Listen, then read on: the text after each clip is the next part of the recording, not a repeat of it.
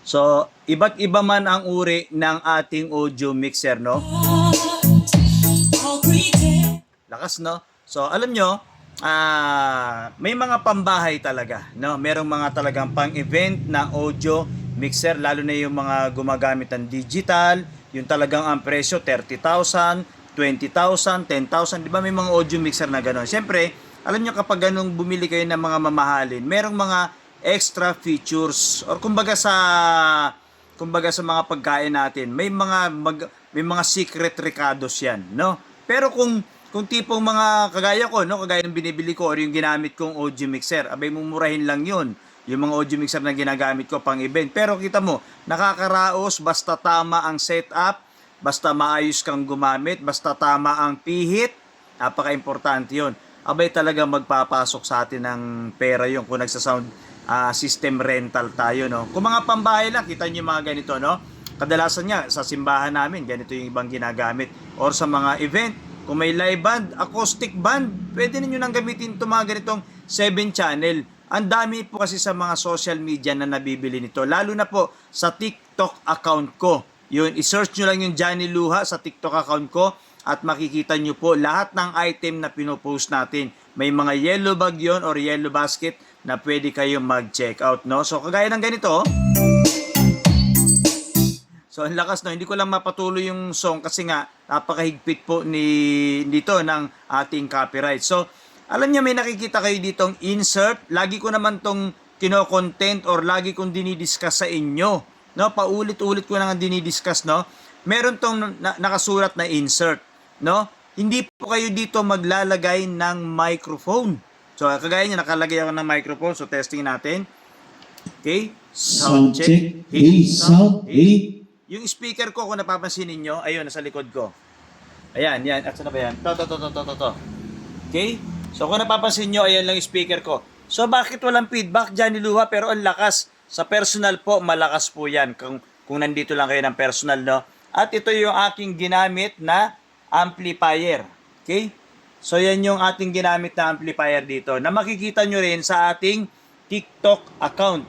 So, ang pinakang master volume ng amplifier ko ay nasa 3 o'clock. Hindi ba masisira yun, Johnny Luha, naka 3 o'clock ka? Hindi po. Kasi nga po, tayo ay naka 0 dB or naka flat lang kung tawagin. Or 0 unity, yung pinakang ating master volume ng ating fader or ng tinutulak-tulak daw or nung tinatawag natin na slider. Mas kilala daw nila sa slider, no? Then, ito nga yung microphone at tama po ang pihit, hindi malakas ang high. Alam niyo yung ginawa ko dito, yung high at mid, iginitna ko lang. Nasa gitna lang, no? Tapos yung bass, binawasan ko yung bass, no? Yung pinakang bass nito, ginawa ko mga 8 o'clock lang. Kumbaga sa relos, nasa alas 8 lang yung pinakang audio, yung pinakang volume control. Then, itong fader, yung pinakang gain niyan, baligtad lang sa camera ha, yung pinakang gain niyan, hanggat maaari nasa 0 muna. 0 muna, no? Pero hindi natin sinabing i-0 muna. 0 lang muna, pansamantala, no? Bakit pansamantala? Okay? So kapag nag-volume tayo, ganito, nasa 0 dB or tinatawag natin na 0 unity, yan, at sound check, di ba ang hina? Kaya nahihinaan kasi nga, naka-off or mahina po yung pinakang gain. So ang gagawin ninyo, sa kanyo ngayon itataas yung gain, okay? So depende. So kagaya niya, naka alas 12 na ako. Sound check. Hey, kung nahihinaan ka pa, pwede mo palakasan. Okay? Depende po. Talagang tatansyahin nyo. Yung feedback, normal pong mararamdaman ninyo o maririnig nyo yan. Kaya pag nag-feedback, sa kanyo bawasan.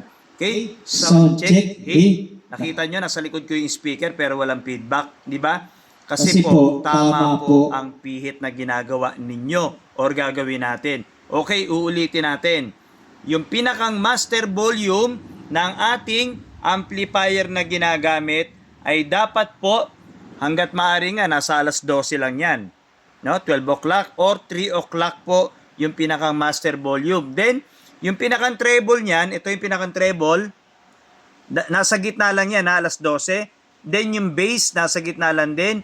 Then, yung balance, yung pinakang balance po ng speaker, nasa gitna lang po para tumunog yung kaliwat kanan na speaker. So inulit lang natin para mas madali po ninyo maintindihan. Then ayun na nga ni, no, yung ating mga volume control dito, yung mid-high or mid-range, yung high, lahat po nasa gitna lang. Hindi pwedeng nakatodo dahil magpi-feedback talaga kayo or feedback, no? Then yung bass binawasan ko hanggang 8 o'clock lang, no? Hanggat maaari, no?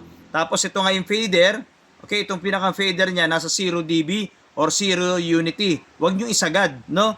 Saka nyo lang gagalawin yung gain kapag nahihinaan kayo, kagaya ng ginawa natin. So, okay? Sound check. A.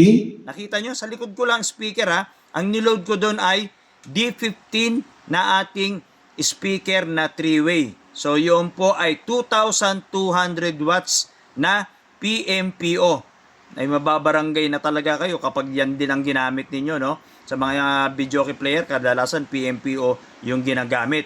Pero pag malalaking event yan, ang ginagamit namin yung mga totoong wattage or yung matataas ang impedance or yung matataas po yung didiscuss ko na lang sa susunod sa inyo, no? Para hindi tayo mahaba ng video, okay? So, para walang feedback, balik-balikan nyo lang po yung video na tinuturo natin at i-share po ninyo yung video para po kayo ay matuto at libre naman po yung ating tutorial. Johnny Luha po ito.